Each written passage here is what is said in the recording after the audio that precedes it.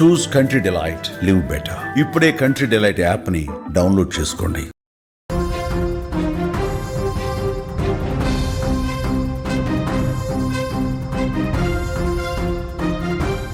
Big breaking news చూస్తున్నాం. సిగాచి పరిశ్రమ పేలుడు ఘటన హృదయ విదారకం. తెలంగాణలోని అతిపెద్ద ప్రమాద ఘటనలో ఒకటిగా నిలిచింది.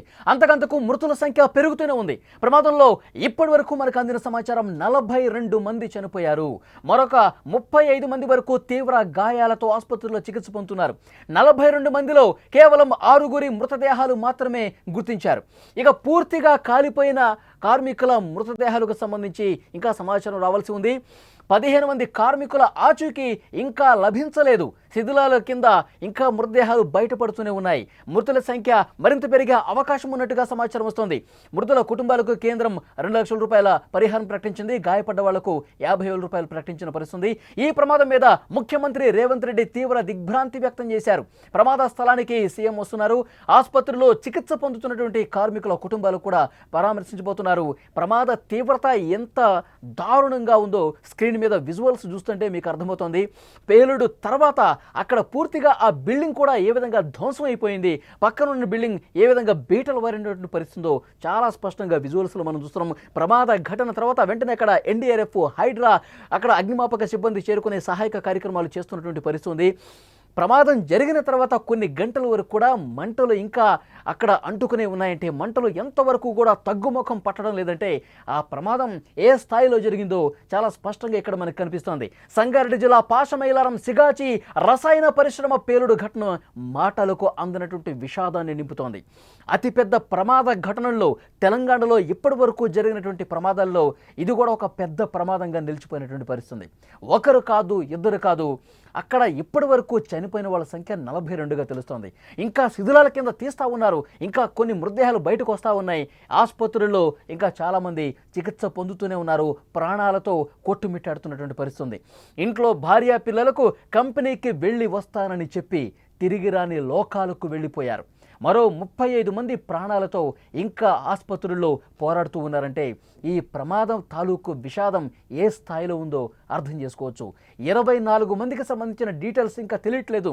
ఇంకా మా కుటుంబ సభ్యులు కనిపించట్లేదు, మా కుటుంబ సభ్యుల జాడ తెలియట్లేదు, మా కుటుంబ సభ్యులు అసలు ఎక్కడ ఉన్నారో తెలియట్లేదంటూ 24 మంది కుటుంబాలకు సంబంధించిన సభ్యులు ఆసుపత్రుల దగ్గర, ఆ రసాయన పరిశ్రమ దగ్గర పడిగాపులు పడుతూ అక్కడ విషాదంతో పూర్తిగా నేల మీద కూర్చుని రోధిస్తున్నారంటే ఎంత దారుణమైనటువంటి ఒక విషాద ఘటన అనేది ఆ సన్నివేశం చూస్తే అర్థమవుతుంది. కొన్ని గంటల్లో సహాయక కార్యక్రమాలు కూడా అక్కడ జరుగుతున్నటువంటి పరిస్థితి. ఈ చర్యలు పూర్తయితే మిగిలిన కార్మికుల ఆచూకీ కూడా క్లారిటీ వచ్చే అవకాశం ఉంది. హృదయ విదారకమైనటువంటి మరొక విషయం ఏంటంటే చనిపోయిన 42 మందిలో 6 మాత్రమే ఇప్పుడు గుర్తుపట్టారు. మిగిలిన వారిని గుర్తుపట్టాలంటే DNA టెస్ట్ చేయాల్సిందే. మృతుల్లో ఎక్కువగా తమిళనాడు, యూపీ, బీహార్, జార్ఖండ్ వాసులే ఉన్నట్టుగా తెలుస్తోంది. ఈ ప్రమాదం నుంచి 57 మంది క్షేమంగా బయటపడ్డారు. ప్రమాద ఘటన బాధితుల చికిత్స పర్యవేక్షణ కోసం ప్రభుత్వం ప్రత్యేకంగా కొంతమంది అధికారులను కూడా నియమించింది. బాధితుల ఆరోగ్య పరిస్థితిని అధికారులు ఎప్పటికప్పుడు పర్యవేక్షిస్తున్నారు. వివిధ ఆసుపత్రుల్లో చికిత్స పొందుతున్న వాళ్ళ ఆరోగ్య పరిస్థితిని 3 అధికారులు ఎప్పటికప్పుడు మానిటరింగ్ చేస్తూ ఉన్నారు. ఒక కంట్రోల్ రూమ్ కూడా ఏర్పాటు చేశారు సంగారెడ్డి కలెక్టరేట్లో. ఆ కంట్రోల్ రూమ్కి బాధితులు వస్తూ ఉన్నారు. అక్కడ మా భర్తకు సంబంధించిన సమాచారం, మా తండ్రికి సంబంధించిన సమాచారం, మా బాబాయికి సంబంధించిన సమాచారం అంటూ కుటుంబ సభ్యులకు సంబంధించి వాళ్ళు ఆ కంట్రోల్ రూమ్కి ఫోన్లు చేసి ఏడుస్తూ ఉన్నారంటే పరిస్థితి ఎంత భయానకంగా ఉందో, ఎంత భీతావాహం ఈ అలజడి సృష్టించిందనేది కూడా అర్థమవుతుంది. అక్కడ ఆ కలెక్టరేట్కి బాధితులు ఫోన్లు చేయటమే కాదు, నేరుగా కలెక్టరేట్కి వచ్చి మాకు సహాయం చేయండి, మా కుటుంబ సభ్యులకు సంబంధించిన సమాచారం తెలియట్లేదు, మా డాడీ ఆ ప్రమాదంలో చిక్కుకున్నాడా లేదా మాకు చెప్పండి ప్లీజ్ సార్ అంటూ చిన్న చిన్న పిల్లలు కంటతడి పెట్టుకుంటూ, ముఖ్యంగా మహిళలు, తమ భర్తలు కోల్పోయినటువంటి మహిళలు కన్నీళ్లు పెట్టుకుంటూ రోధిస్తుంటే ఎంతటి విషాదం ఈ ఘటన మిగిల్చిందనేది అర్థమవుతుంది. ఎప్పుడైతే ఈ ప్రమాదం జరిగిందో ఆ ప్రమాదం ఒక పెను విషాదాన్ని మిగిల్చినటువంటి పరిస్థితి. ఆ ఫ్యాక్టరీ గత కొన్ని సంవత్సరాలుగా నడుస్తోంది. సిగాచి పరిశ్రమ గుజరాత్ కేంద్రంగా నడుస్తుంది. మహారాష్ట్రలో సిగాచి పరిశ్రమలు ఉన్నాయి, అలాగే తెలంగాణలో ఉన్నాయి. పాషమైలారంలో ఉదయం షిఫ్ట్ ప్రారంభమైన తర్వాత కొద్దిసేపటికే ఈ పేలుడు సంభవించింది. ఈ పేలుడు ధాటికి 100 మీటర్ల అవతలికి కార్మికులు ఎగిరిపడ్డారంటే 700 నుంచి 800 డిగ్రీల ఉష్ణోగ్రత ఆ ప్రమాద సమయంలో కనిపించిందంటే ఎంత దారుణమైనటువంటి మంటలు వ్యాపించాయి. ఆ మంటల్లో కాలిపోయారు కార్మికులు. గుర్తుపట్టలేని విధంగా కొంతమంది కార్మికులు కనిపించారు. వాళ్ళ మృతదేహాలు పలానా కుటుంబానికి సంబంధించిన వ్యక్తి అని తెలియాలంటే ఎవరికి కూడా అంతు పట్టట్లేదు. డిఎన్ఏ టెస్ట్ చేయాల్సిందే. పూర్తిగా కాలిపోయిన మృతదేహాలు కనిపెట్టాలంటే డిఎన్ఏ పరీక్ష చేయాల్సిందే. కుటుంబ సభ్యుల నుంచి డిఎన్ఏ తీసుకుంటా ఉన్నారు, డిఎన్ఏ పరీక్షలు చేస్తూ ఉన్నారు. ఇప్పటి వరకు 42 మంది చనిపోతే అందులో నుంచి కేవలం 6 మృతదేహాలు మాత్రమే కుటుంబ సభ్యులకి అప్పగించిన పరిస్థితి ఉందంటే ఎంతటి పెను విషాదం, ఎంతటి ఘోరమైనటువంటి ప్రమాదంగా ఇది చూడాల్సినటువంటి అవసరం ఉంది. ముఖ్యంగా ఈ ప్రమాదం జరిగినప్పుడు ఈ కంపెనీకి సంబంధించిన వైస్ ప్రెసిడెంట్ ఎలెన్ గోవన్, అతను కూడా ప్రస్తుతం ఆ టైంలో ఆ పరిశ్రమలోనే ఉన్నాడు. అతను క్వాలిటీ కంట్రోల్ డిపార్ట్మెంట్ నుంచి కిందకి దిగుతున్నటువంటి సమయంలో ఒక్కసారిగా పేలుడు జరిగింది. అతను 100 మీటర్ల అవతలికి ఎగిరిపడ్డాడు, మంటల్లో కాలిపోయాడు. అతనికి సంబంధించిన కారు కూడా పూర్తిగా ధ్వంసమైపోయింది, కాలిపోయినటువంటి పరిస్థితి ఉంది. ఆ కారు పూర్తిగా అసలు గుర్తుపట్టలేని విధంగా ఆ కారు కాలిపోయింది. అంటే అక్కడ ప్రమాదం ఏ స్థాయిలో జరిగింది, అక్కడ మంటలు ఏ విధంగా వ్యాపించాయి, ఎంత ఉష్ణోగ్రత ఆ సమయంలో నమోదైందనేది చాలా క్లియర్గా అర్థమవుతోంది. ఈ ధాటికి ఆ శబ్దం దాదాపు 2 కిలోమీటర్ల అవతల వరకు కూడా ఆ సౌండ్ అనేది వినిపించింది. చుట్టుపక్కల ఉన్నటువంటి స్థానికులు, రోడ్ల మీద పోయేటువంటి వాళ్ళు, ఆ పరిశ్రమల చుట్టుపక్కల ఉన్న వాళ్ళ కార్మికులు అందరూ కూడా హుటాహుటిన పరిగెత్తుకుంటూ వచ్చారు. ఏం జరిగింది, ఇంత పెద్ద బ్లాస్ట్ ఎందుకు జరిగింది, అతి పెద్ద ప్రమాదం జరిగిందని అప్పటి వరకు వాళ్ళకి తెలియదు. పనిచేస్తున్న కార్మికులు పని చేస్తూనే మంటల్లో కాలిపోయారంటే ఎంత దారుణం. చాలా ఒక పెను విషాదం, మాటలకు అందనటువంటి విషాదం. ఈ సమాచారం కుటుంబ సభ్యులకు తెలిసిన వెంటనే వాళ్ళు హుటాహుటిన ఆ పరిశ్రమ దగ్గరికి వచ్చారు, రోధిస్తున్నటువంటి పరిస్థితి. ఈ పరిశ్రమలో పనిచేస్తున్న కార్మికులు, ఇందులో మా కుటుంబ సభ్యులు ఉన్నారు, వాళ్ళకి సంబంధించిన సమాచారం ఏదైనా ఉంటే ఇవ్వండి అంటూ అక్కడ ఉన్న అధికారుల్ని, రెస్క్యూ చేస్తున్నటువంటి సిబ్బందిని ప్రశ్నిస్తున్నారంటే వాళ్ళ కన్నీళ్లు పెట్టుకుంటూ ఏడుస్తూ ఉన్నారంటే ఈ ప్రమాదం తాలూకు విషాదం ఎన్ని కుటుంబాలను చిత్రం చేసిందో ఇక్కడ మనకు కనిపిస్తోంది. విజువల్స్లో మీరు చూస్తూ ఉన్నారు. అక్కడ రెస్క్యూ ఇంకా జరుగుతూనే ఉంది. ఎన్డీఆర్ఎఫ్ బృందాలు పనిచేస్తూ ఉన్నాయి. క్రేన్ల సాయంతో అక్కడ పూర్తిగా తెగిపడ్డటువంటి భవన శిథిలాలను కూడా తొలగిస్తూ ఉన్నారు. పూర్తిగా పైప్ లైన్లు, షెడ్లు అన్నీ కూడా బలమైనటువంటి పైప్ లైన్లు, బీమ్స్ కూడా నేల కొరిగిపోయినాయి. అంటే తునాతునకలు అయిపోయినాయి. అంటే ఎంత భారీ శబ్దంతో, ఎంత భారీ పేలుడు అక్కడ సంభవించిందో మనం చూస్తున్నాం. పెద్ద పెద్ద క్రేన్లతో అక్కడ శిథిలాలన్నీ కూడా తొలగిస్తూ ఉన్నారు. పూర్తిగా మంటల్లో కాలిపోయి శిథిలాల కింద కూరుకుపోయినటువంటి మృతదేహాలు కూడా కొన్ని ఉన్నాయి. వాటిని వెలికి తీస్తూ ఉన్నారు. ఇంకా 3-4 గంటల పాటు ఈ రెస్క్యూ జరుగుతుంది. శిథిలాల తొలగింపు కార్యక్రమం అనేది జరుగుతుందని అధికారులు చెప్తూ ఉన్నారు. ఎన్డీఆర్ఎఫ్ సిబ్బంది, హైడ్రా సిబ్బంది, అలాగే అక్కడ అగ్నిమాపక సిబ్బంది, వీళ్ళందరూ కూడా రెస్క్యూ చేస్తూ ఉన్నారు. ఇంకా మంటలు ఏ స్థాయిలో ఉన్నాయంటే ఆ మంటల ధాటికి అన్నీ కూడా కరిగిపోయినాయి పైపులు.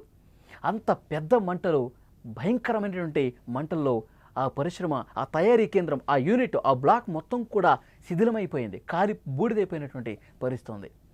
అంతటి ఉష్ణోగ్రతలో మృతదేహాలు కాలిపోయాయి. కాబట్టి ఒకవైపు ఆ రసాయనాలు, అక్కడ ఉన్నటువంటి రసాయనాలు, అక్కడ కాలిపోయినటువంటి మృతదేహాలు, వీటన్నిటినీ కూడా పూర్తిగా ముక్కుపుటాలు అదిరిపోయి కనీసం నిలబడలేనటువంటి పరిస్థితి, అంత వాసన వస్తుంది అక్కడ. అక్కడే బృందాలన్నీ కూడా పూర్తిగా తమ శాయశక్తుల ప్రయత్నం చేస్తూ క్రేన్లు తీసుకొస్తూ శిథిలాలు తొలగిస్తూ ఉన్నారు. పెద్ద పెద్ద ఇనుప గడ్డర్లు, ఇనుప సంబంధించినటువంటి ఆ రాడ్లన్నీ కూడా తొలగిస్తున్నారు. పూర్తిగా కూలిపోయినటువంటి ఆ గోడలు, శిథిలాలు అన్నీ కూడా పక్కకు జరిపి, ఇంకా లోపల ఎవరైనా కూరుకుపోయి ఉన్నారా, ఇంకా శిథిలాలు చిక్కుకుపోయి ఉన్నారా? ఎందుకంటే నిన్న ప్రమాదం జరిగిన దగ్గర నుంచి ఈ రెస్క్యూ చేస్తున్న కొద్దీ ఒక్కొక్క మృతదేహం బయటపడతా ఉంది. ఇప్పటికే 6 మృతదేహాలు శిథిలాల లోపల నుంచి వెలికి తీశారంటే ఎంత దారుణమైనటువంటి పరిస్థితిలో ఈ ప్రమాదం జరిగిందనేది కూడా కనిపిస్తోంది. విజువల్స్లో మనం చూస్తున్నాం. ఒక డ్రోన్ షాట్ మీరు చూస్తూ ఉన్నారు పైనుంచి.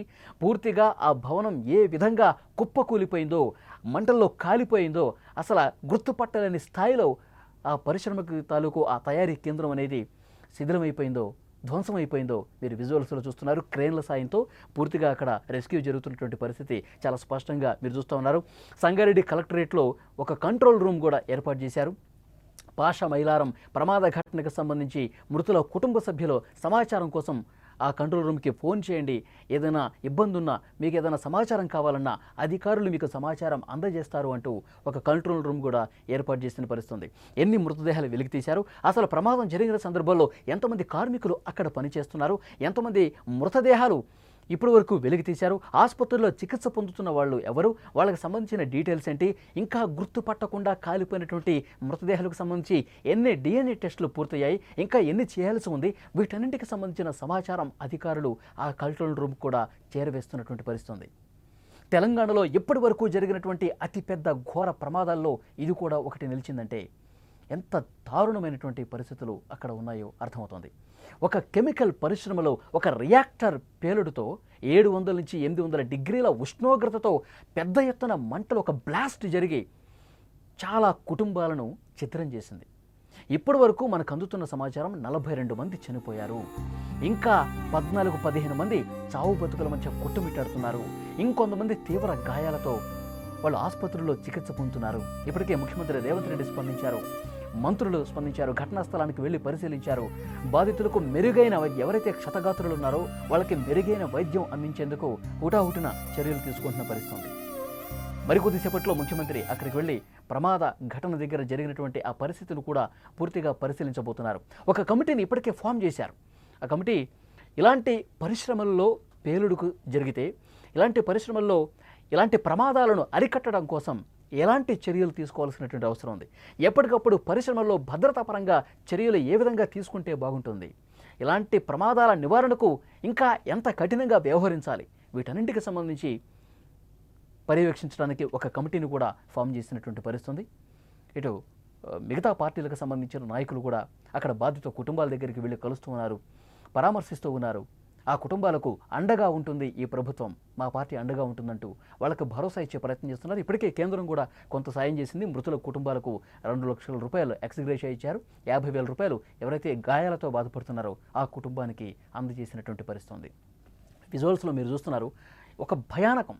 ఎందుకంటే రసాయన పరిశ్రమల్లో పేలుళ్ళు గతంలో కూడా మనం చాలా చూసాం.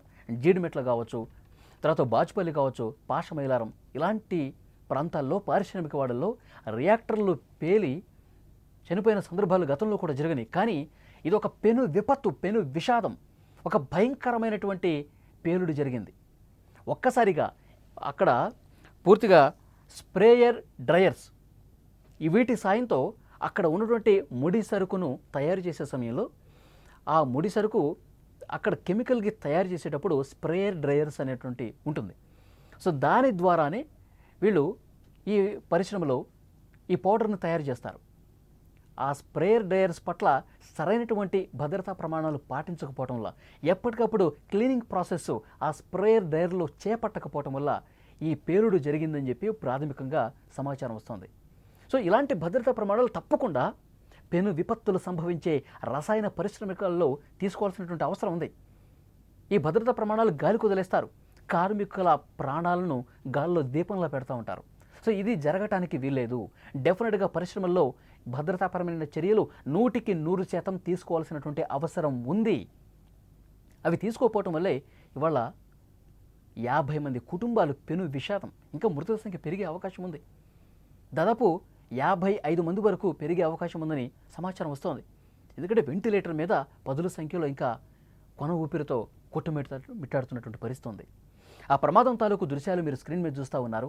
ప్రమాదం తర్వాత అక్కడ పూర్తిగా ఆ పరిశ్రమ ఏ విధంగా కుప్పకూలిపోయింది. ఇంకొక బిల్డింగ్ అయితే పాక్షికంగా దెబ్బతిన్నటువంటి పరిస్థితి ఉంది.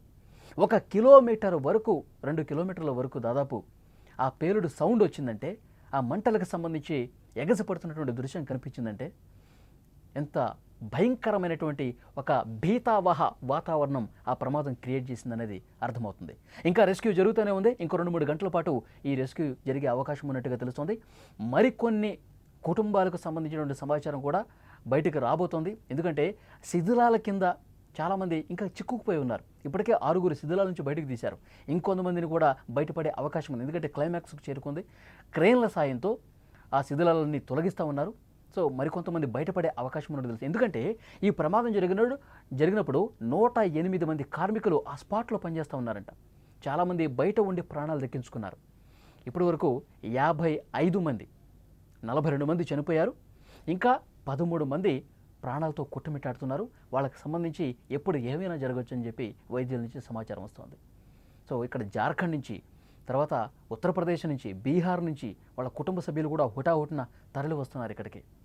ఏమైంది మా అబ్బాయికి, ఏమైంది నా భర్తకి, ఏమైంది మా కుటుంబ సభ్యుడు, మా బాబాయ్కి, ఇట్లా అందరూ కూడా కార్మికులు ఇతర రాష్ట్రాలకు సంబంధించిన వాళ్ళే పొట్ట చేత పట్టుకొని ఇక్కడ పరిశ్రమల్లో పనిచేస్తూ ప్రమాదకరమైనటువంటి పరిస్థితుల్లో పనిచేస్తూ వాళ్ళ కుటుంబాలకు డబ్బులు పంపిస్తున్న కుటుంబాలు చాలామంది ఉన్నారు. సో వాళ్ళ ప్రాణాలు గాల్లో కలిసిపోయి మంటల్లో కలిసిపోయినటువంటి పరిస్థితి. చాలా కుటుంబాలు పూర్తిగా తీవ్ర విషాదంలో మునిగిపోయిన పరిస్థితి. మా కుటుంబ పెద్ద చనిపోయాడు, ఇక మాకు దిక్కెవరు, మేము ఏం చేసి మా కుటుంబాలను ఇంకా పోషించుకోవాలంటూ కన్నీళ్లు పెట్టుకుంటూ అక్కడికి వస్తున్నటువంటి అధికారులు కాళ్ళు పట్టుకొని ప్రాధేయపడుతున్నారంటే ఎంత దారుణంగా అక్కడ పరిస్థితి అనేది అర్థమవుతుంది. మరికొద్దిసేపట్లోనే ముఖ్యమంత్రి రేవంత్ రెడ్డి గారు అక్కడికి వెళ్తున్నారు. ప్రమాదం జరిగినటువంటి ఆ ఘటనా స్థలాన్ని పరిశీలించబోతున్నారు.